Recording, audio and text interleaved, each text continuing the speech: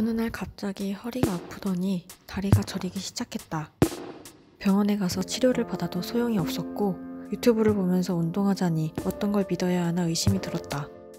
오 원장님은 이 의문에 뭐라고 답하실까 한번 여쭤봤다. 이번에는 네. 제가 원장님한테 질문하는 시간인데요. 모른다 할게요. 네, 이번에 제가 허리 디스크가 허리. 찢어졌다는 얘기를 들었어요, 병원에서. 허리가 아파서 갔나 보죠. 네, 맞아요. 그래서 4주 동안 주사를 맞았는데 아프면 뭐 대부분 맞는 게 뭐 스테로이드 주사 맞겠죠. 네, 맞아요. 그런데 주사를 맞았는데도 불구하고 다리가 저릿한 증상이 잠깐 나아졌다가 다시 돌아왔거든요. 병원에 대한 불신이 생겼어요. 그래서 이럴 때는 병원에 대한 불신이. 어떻게 제 몸을 고쳐 나가야 하나, 아니면 병원을 어떻게 이용해야 될까라는 의문이 생겼거든요. 네, 그거에 대해서. 네. 글쎄요. 치과 의사한테 이런 질문 하니까 재밌네요.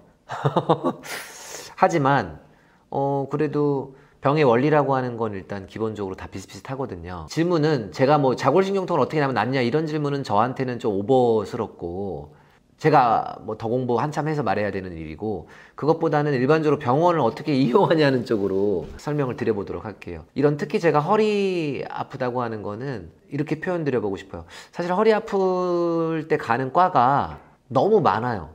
너무 많다는 거는 예를 들어서 제일 흔하게 머릿속에 떠올리는 게 정형외과, 신경외과, 그 다음에 통증의학과, 재활의학과, 한의원도 많이 가고요. 물리치료만 받으러 가기도 하고 자세요법 하는 분 찾아가시는 분들도 있고 뭐 등등해서 가정의학과도 해요. 그냥 일반 내과도 가고 내과에서도. 뭐 한마디로 5만 과가 다 해요. 대표적인 과가 정형외과, 신경외과. 그런데 다른 과가 이렇게 많이 한다는 거의 내용을 한번 생각을 한번 해보시죠. 많이 한다. 그 말은 어떤 특정 과가 뾰족하게 낫게 하지 않는다라고 생각해도 좋아요. 저는 그렇게 생각합니다. 병원을 어떻게 이용하냐고 물어보시니까 만약에 특정 과가 압도적으로 낫게 했다면 요즘같이 정보가 통하는 세상에서는 모든 환자가 글로 갔겠죠. 사실은 이거는 어떤 과 의사든지 간에 이 병에 대해서 잘 이해하고 접근하는 사람이 좋은 치료를 낳을 가능성이 높다는 거지 이게 어떤 과의 문제에 국한하진 않는다. 이게 뼈가 부러졌으면 정형외과이고 예를 들어서 디스크가 너무 탈출됐다든지 그래서 수술해야 되면 또 신경외과일 가능성이 높지만 일반적인 그렇지 않은 경우에는 그게 거의 다죠. 젊은 사람들 아플 때 뭐 수술까지 들어가고 하는 경우가 거의 없고 의사들도 뭐 물리치료 하면서 지켜보고 뭐 수술을 할 수 있습니다로 표현하는 거지 그거를 수술하게 결정하거나 뭐 직접 하겠다고 하는 사람 흔하지 않거든요. 그래서 결론적으로는 딱히 과가 정해져 있지 않기 때문에 어느 과를 가더라도 물론 많이 알고 입소문이 좋은 과를 가야 되는 게 맞고 그 다음에 저는 무엇보다도 본인이 본인에 대해서 알아야 된다고 생각을 해요. 왜냐하면 원인이 굉장히 다양하고 그렇기 때문에 나에 맞는 치료가 반드시 있고 그렇게 생각하고 불신이라고 하셨는데 이제 불신일 수도 있죠. 그리고 병이 깊은 걸 수도 있고 예를 들어서 디스크가 완전히 나갔어. 뭐 추간판 탈출한다고 하잖아요.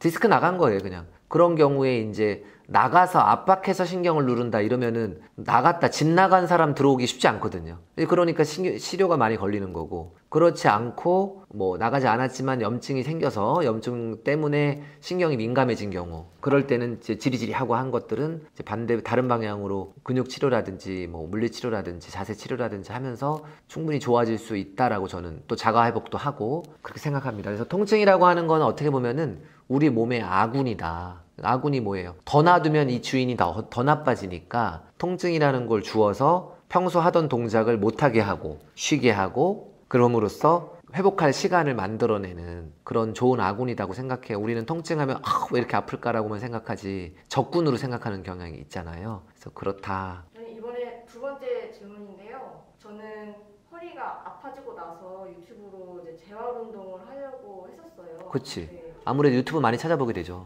네, 근데 이 운동을 하면은 뭐 나빠질 것 같고. 그렇죠. 어떤 의사나 어떤 유튜버들은 이 운동은 나쁘고 이 운동은 좋고 막 이런 식으로 너무 단정지어서 네. 말을 하기도 하죠. 네, 그래서 저는 그렇게 정보를 걸러내기가 쉽지가 않더라고요. 그런데 치과 질병을 가지고 있는 환자분들도 저 같은 증상을 겪고 있을 거라고 생각을 해요. 그래서 이것에 대한 원장님의 생각을 듣고 싶습니다.